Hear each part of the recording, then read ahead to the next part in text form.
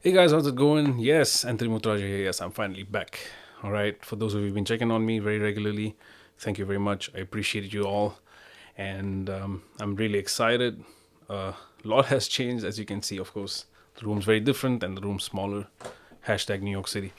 But yes, I'm in New York, and I've moved pretty much everything except the drums. So new beginnings, new location, new music, new lessons. All right, so I am revamping the entire channel, and by that I mean I'm going to post very regularly and vigorously on both the paid and free platforms. All right, so if you haven't considered subscribing to the paid platform, do look into it. I'll have more perks up in the coming weeks, and also I'm going to have a lot more regular content on there along with the regular free platform. All right, so bottom line is subscribe to the channel if you haven't already.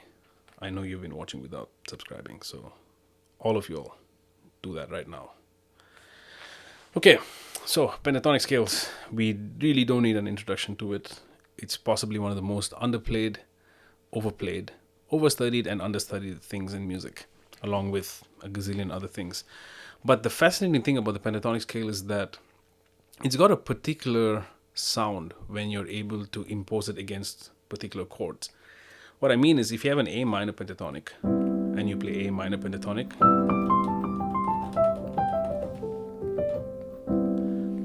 it has a particular sound. If I play B minor against that,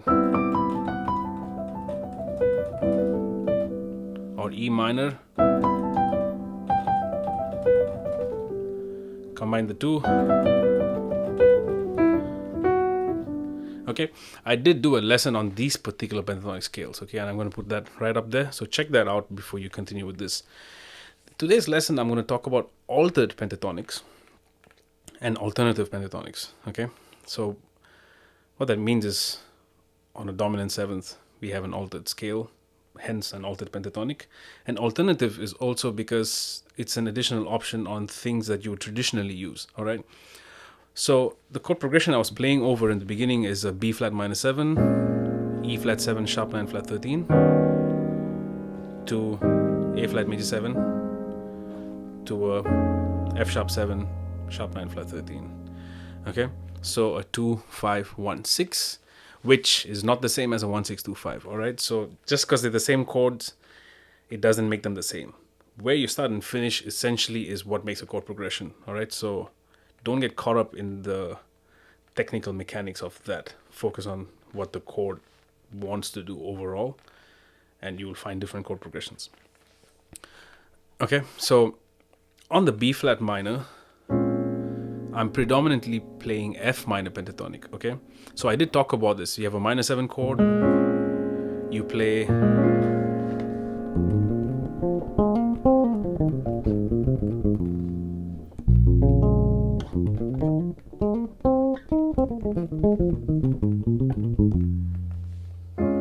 okay, from the fifth of a minor 7 chord you can play a pentatonic scale. And then A flat major 7, I'm playing G minor pentatonic. Okay, that's from the 7th of the chord. Okay, it gives you this Lydian sound.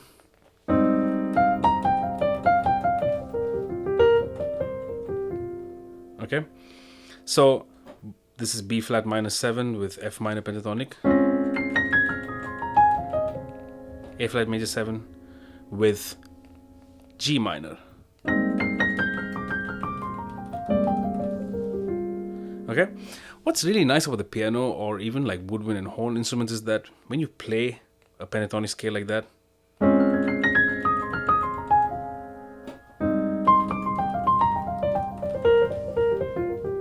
it sounds really nice, but on the bass the problem is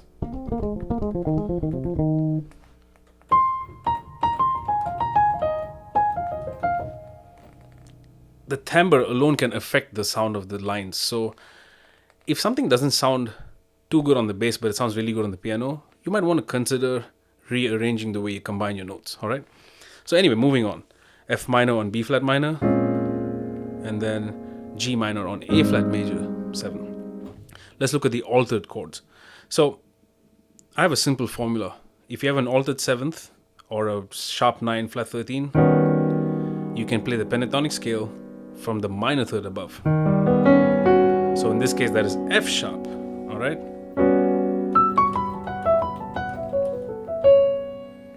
okay, has a very, very interesting sound. Let me show you on the bass.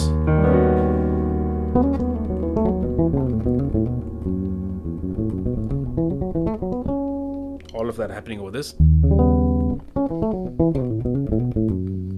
Okay, so you will immediately notice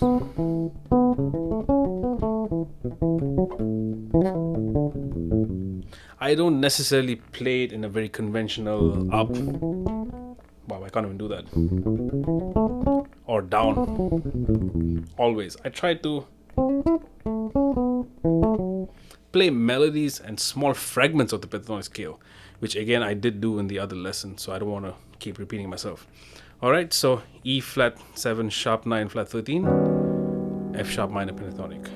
Okay, so F7 sharp 9 flat 13, it'll be A flat minor or G sharp minor pentatonic.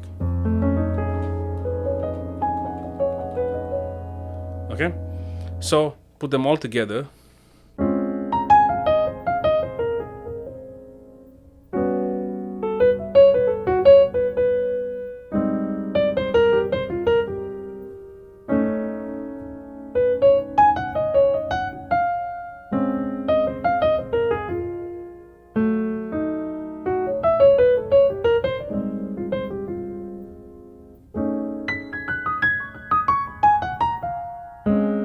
Okay, so 4 scales, but with very strong sounds. And here's the funny part.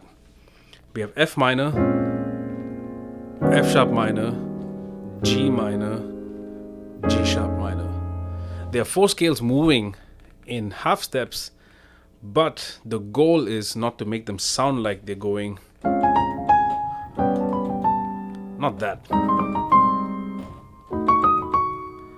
Although that's valid, that's really what puts us in a box for bass players. We get caught up with shapes.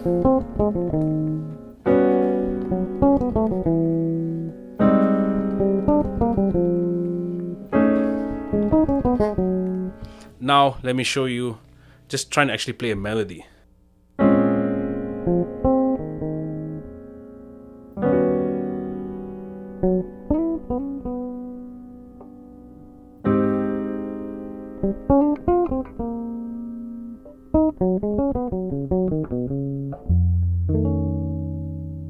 Okay, so I hope you get something out of this. There is a PDF with this where I've written a couple of phrases for you to learn, get under your fingers, and then transpose this in 12 keys and then do all the work. All right. So that's all for this lesson. All right. So I'll see you all in the shed until the next one. Peace.